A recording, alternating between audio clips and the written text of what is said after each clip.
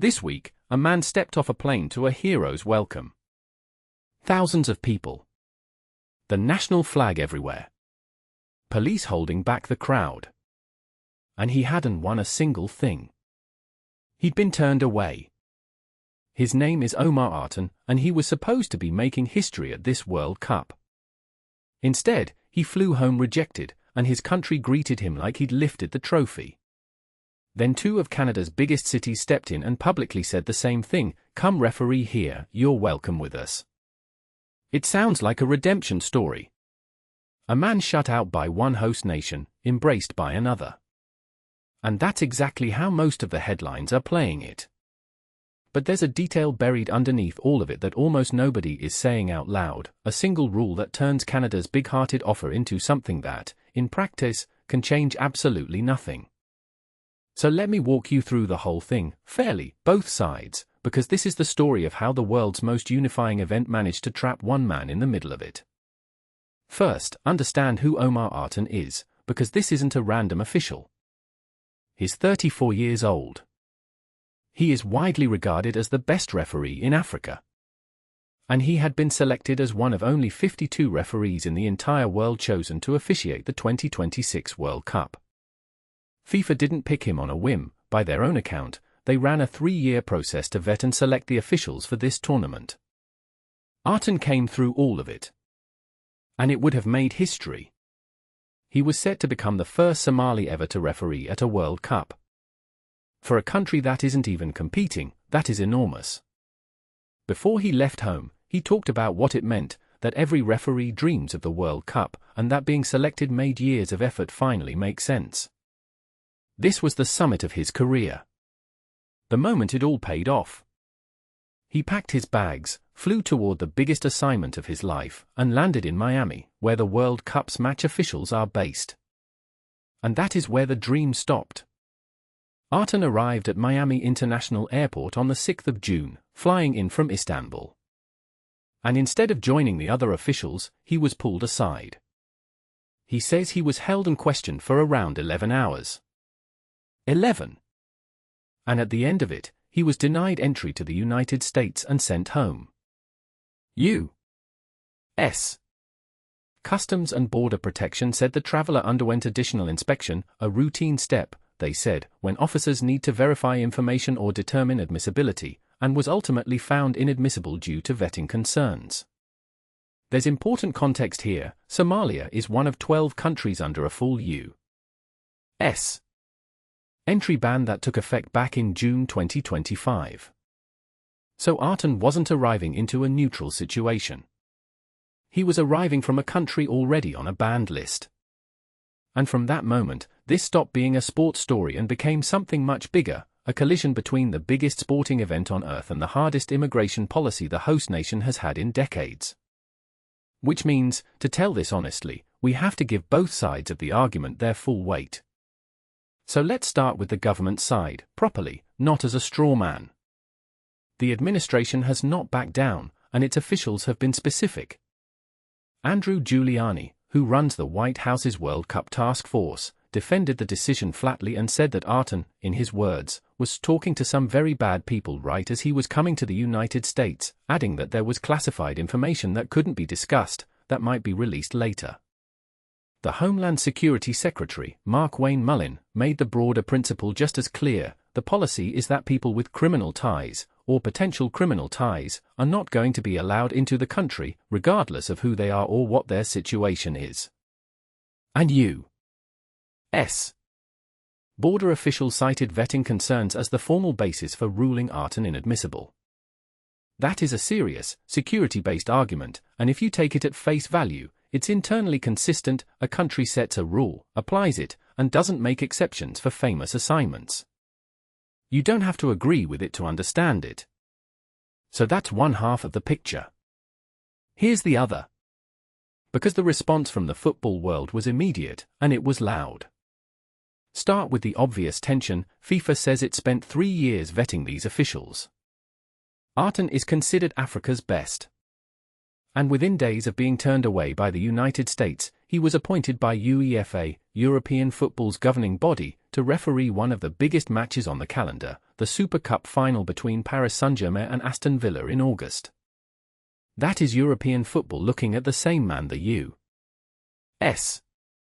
flagged and saying, "We trust him with one of our showpiece games." Then there's the human scale of it.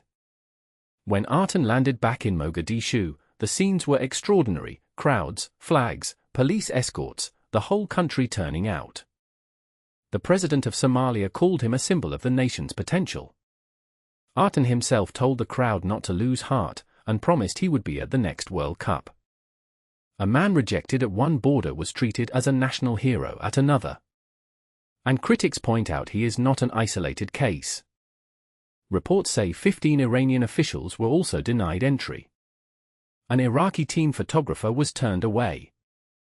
Players, including from Iraq, have described being pulled aside for intense searches.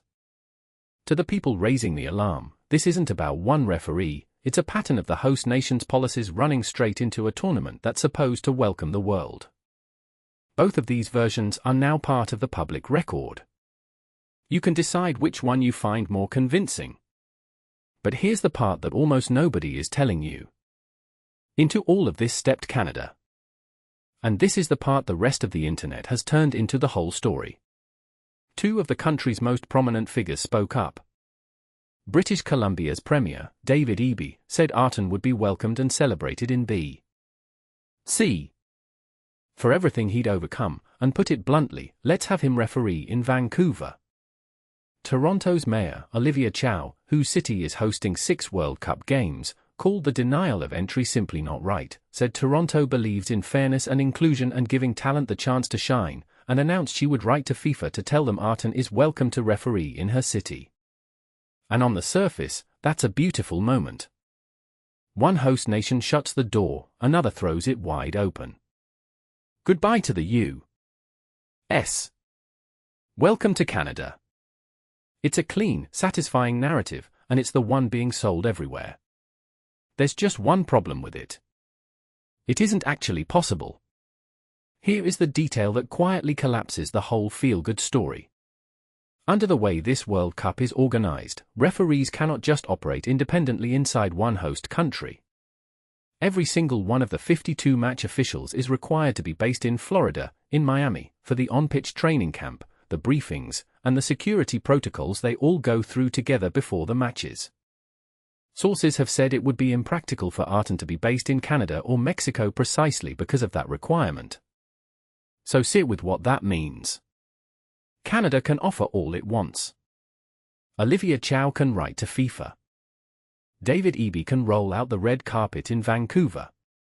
But the gateway to refereeing a single World Cup game in any of the 3 host countries runs through a training base in the United States, the one country that just turned Artan away. The welcome is real. The warmth is real. The outcome is 0. He cannot take any of it up because the door he needs to walk through is the same door that was slammed in his face. That's the part that makes this so much darker than the headline. It's not America said no, Canada said yes. It's America said no, Canada said yes, and it doesn't matter either way. The most generous gesture in the story is, functionally, a gesture and nothing more. And once you see that, the whole episode reveals what it really is. Look at the cast list. Canadian premiers and mayors making statements. UEFA handing him a final. The president of Somalia calling him a symbol. And FIFA's own president, Gianni Infantino, when pressed on why football's governing body couldn't resolve the situation to get its own selected referee into the country, telling critics to, and these are his words, chill and relax. Everybody has something to say. Everybody has a position.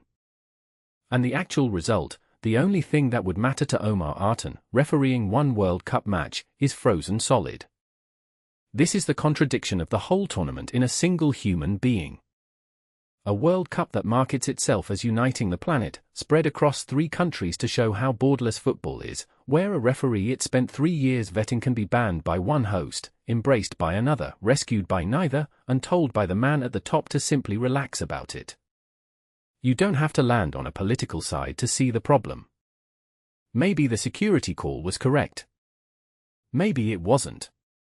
Either way, the system around him produced a result where everyone gets to look principled and nothing actually changes for the one person at the center of it. So strip away the politics for a second, because underneath the statements and the policy and the talking points, there's just a man. A referee who spent years climbing to the very top of his profession, who got the call that he'd made it, who packed his bags for the biggest moment of his life, and watched it disappear inside an interview room at an airport, 11 hours at a time. Whatever you believe about the reasons, that's the human cost sitting at the bottom of all this. And maybe the most telling thing of all is UEFA's move. Football couldn't get him into the World Cup. So it did the one thing it could, it handed him a Super Cup final, in front of the world, as if to say, we still see you, and your career isn't over. He promised his country he'd be at the next World Cup. For his sake, let's hope the door is open when he tries again. So what do you think? Was this a security call any country has the right to make, or a tournament that talks about uniting the world failing the first real test of it? And does Canada's offer mean anything at all if the rules make it impossible? I want the honest version in the comments, from both sides. I read every single one. A like genuinely helps more than you'd think, and if you want World Cup coverage that reads past the headline to the rule underneath it, subscribe, because this tournament keeps producing stories that look simple and turn out to be anything but. Football at this scale is never just a tournament. It's a moment in time. And right now, one referee's moment is stuck at a border that everyone says they want to open, and nobody actually can.